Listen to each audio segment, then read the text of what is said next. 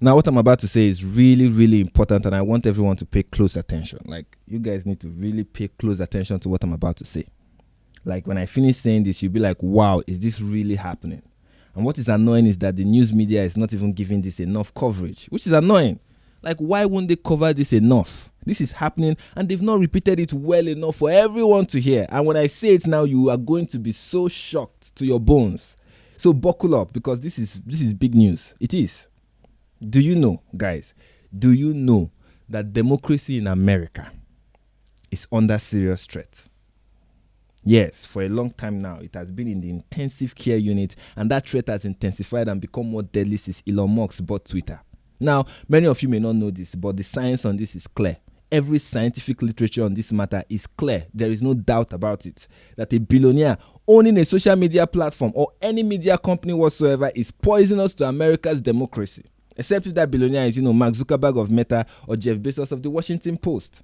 Even the fact that a Chinese social media platform that harvests users' data and has become a cesspool for censorship and destructive ideas, the fact of that is nothing compared to Elon Musk owning Twitter. As long as he wants to bring back accounts that have been banned on the platform and allow people to tweet freely, if he wants to do that, then he and his newly acquired company will hand Americans over to the Russians. And if you look at me and you're like, what does this guy know? Look at this Nigerian with his Nigerian accent. He probably still lives in Nigeria. What does he know about the US or the world? He has no idea what he's talking about. You're right, probably. But we hear it now from the most trusted news network on the planet, the most trusted news network in the world, CNN. Hear them now explain it all in detail. Let's watch. Well, Boris, I can tell you one thing. Putin is going to be all over Twitter. If there's no regulations on this, fake accounts, spoofed accounts, the rest of it, this is a great opportunity for him. And so when he's talking about the popular voice, Musk, he's really talking about Russian intelligence. The Russians are waiting for something like this. They need a propaganda campaign against the United States and against our support for Ukraine.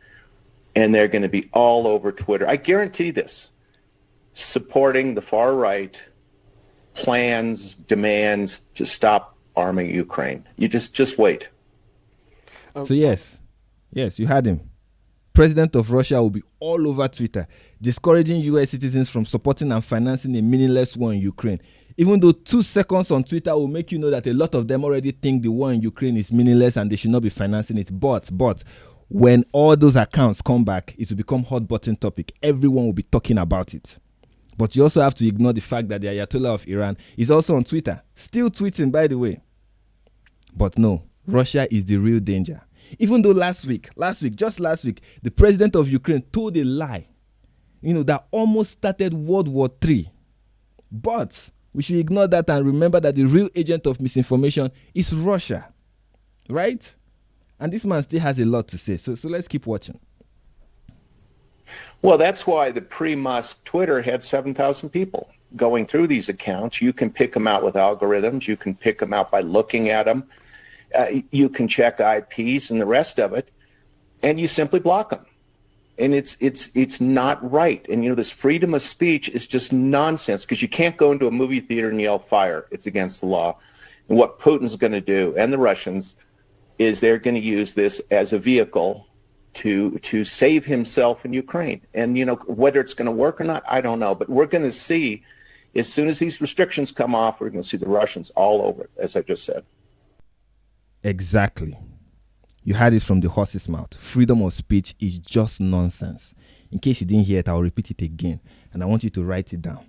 Freedom of speech is just nonsense, according to CNN in 2020.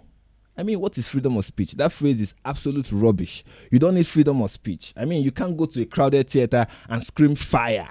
That is unacceptable. Now, if you claim to be wise, like so many people do, they will not listen to the experts. They think they have sense. If you're one of those people, you would know that the Supreme Court of the United States stated that you can actually scream fire in a crowded theater. That is part of protected free speech. According to the ruling that they keep repeating whenever they want to talk about not being able to scream fire in a crowded theater, they are actually misrepresenting that ruling. But I'm a Nigerian with little idea of the law. And this guy right here is a former CIA operative, an expert worthy of your attention. So you keep quiet and you listen. Besides, we are talking about Russia here and a dangerous threat to peace and democracy. And probably not just peace and democracy in America, maybe peace and democracy all over the world, according to, the Prime Minister of New Zealand. A bomb takes out a whole village. A lie online or from a podium does not. But what if that lie, told repeatedly and across many platforms, prompts, inspires, or motivates others to take up arms? And this cannot continue. What Twitter is doing cannot continue. It has to be stopped because this is dangerous. This is deadly. This is disastrous. This is the end of democracy. Right? And CNN is not alone. I know you probably have been spending so much of your time on Twitter and on YouTube, so you've not really been paying attention to the news. Probably you've been watching the World Cup.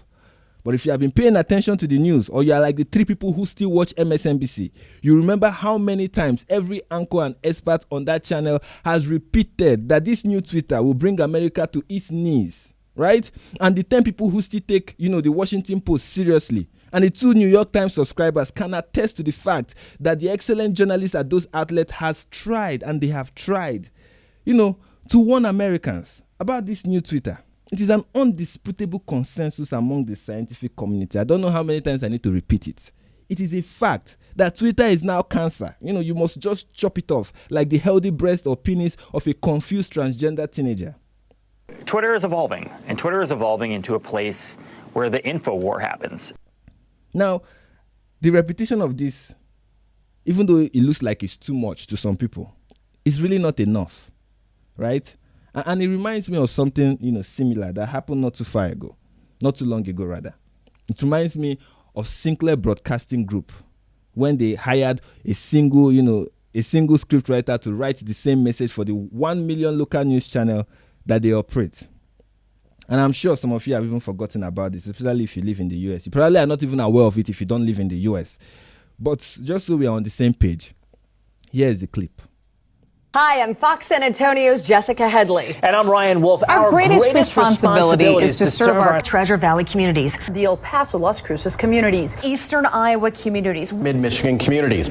We are extremely proud of the quality, balanced journalism that CBS 4 News produces. But we are concerned about troubling and irresponsible, one-sided news stories plaguing our country. The sharing of biased and false news has become all too common on social media. More alarming, some media outlets publish these same fake stories without checking facts first. The sharing of biased and false news has become all too common on social media. More alarming, some media outlets publish these stories simply aren't true without checking facts first. Unfortunately, some members of the media use their platforms to push their own personal bias and agenda to control exactly what people think. And this is extremely dangerous to our democracy. This is extremely dangerous to our democracy. This is extremely dangerous to our democracy. This is extremely dangerous to our democracy. This is extremely dangerous to our democracy. This is extremely dangerous to our democracy. This is extremely dangerous to our democracy. This is extremely dangerous to our democracy. This is extremely dangerous to our democracy. This is extremely dangerous to our democracy. This is extremely dangerous to our democracy. This is extremely dangerous to our democracy. This is extremely dangerous to our democracy. This is extremely dangerous to our democracy. This is extremely dangerous to our democracy. This is extremely dangerous to our democracy. Now, when this happened, everyone in the mainstream media was quick to pounce on it. I mean, every news outlet were writing their own headline, pointing out the obvious propaganda, right? Besides, this was Sinclair Broadcasting Group, a right-wing news media outlet. So it was easy. I mean, I first heard of this from the extremely funny and multi-talented John Oliver, who, by the way, is the most reliable source for propaganda mixed with curse word and an English accent. And of course, what Sinclair Broadcasting Group was doing was clear-cut propaganda without an effort to even sound original. And Sinclair was, owned by conservatives. Like, this is a conservative news outlet. This was just another effort by the far right to manipulate and deceive the American people. Now, if you are someone who also claims to be wise, you are just too wise, or you believe in Russian propaganda, also known as free speech, you will say this is the case of the kettle calling the pot black. I mean, every media house has a bias, and it is only fair for people to have access to both sides. Yes, Sinclair Broadcasting Group committed the grave sin of being too obvious. But the left-wing news media is doing the same thing since Elon Musk bought Twitter, and even before that. They are all saying the same thing over and over again. They are just using different words or calling different experts. But the talking points are the same. But I guess we have to, appreciate the effort that they put in not sounding too damn obvious, right? But this is why we need a social media platform that gives people access to both sides of the conversation and requires people to defend their position instead of silencing or opposing views as Russian propaganda. We don't need a safe space where contrary opinion doesn't exist. That is called an echo chamber. Like over 100 news presenters saying the same thing or thousands of so-called experts repeating the same talking points. That is an echo chamber. And that is not going to help the democracy or anything or the progress of a nation. That is not helpful. But of course, that is what someone obsessed with this free speech nonsense will say. Or someone who is a bigoted, far-right, Trump-loving extremist. Or for a Nigerian, I don't even know what category I'm going to be put in. African leaders like Robert Mugabe and Sani Abacha, we are the most democratic leaders the continent has ever seen. I know you are not aware of this, but that is what the case is, based on the definition of democracy right now. And I know you say, well, the UN and other Western countries condemn the way they will silence, dissent with death sentences and imprisonment. But those people were actually taking democracy to the next level. You see, the West was just envious to see an African nation be this democratic. And that is why Justin Trudeau keep having wet dream whenever he thinks of Xi Jinping. Because that's democracy there. Democracy is sometimes called dictatorship, but it is actually democracy. Right? I mean, we all know that one thing that the Russians love so much is Americans who can think for themselves. Americans who can think for themselves, who do not just swallow whatever they are told, hook, line, and sinker, who, have access to both sides of the story. That is deadly for America and wonderful for the Russians. That is what the Russians love so much. Nothing will break their hearts than to see the American government become as paranoid as the CCP of China, where the only arbiter of truth is the ruling class and everyone else gets jailed for misinformation. I mean, who can forget the famous word of Benjamin Franklin? They keep quoting it over and over again when they're about to impeach their president. That's what Americans do. They quote the man when they're about to impeach a sitting president. And I believe he was the one who said, a republic, if you can keep everyone's mouth shut. And in case you didn't know, when the Washington Post wrote, democracy dies in silence, that was a typographic error. What they actually wanted to say is, democracy dies when dissent isn't silenced. Alright guys, thank you so much for watching this video, and if you enjoyed it, then hit the like button, share this video, subscribe to this channel, and ring the notification bell. Also, let me know what you think about free speech and Elon Musk bringing back everyone that was banned on Twitter, bringing everyone back this week. Do you think it's destructive to the American democracy? Or are you like some of those people who still believe in Russian propaganda? Let me know in the comments, and until the next video, peace.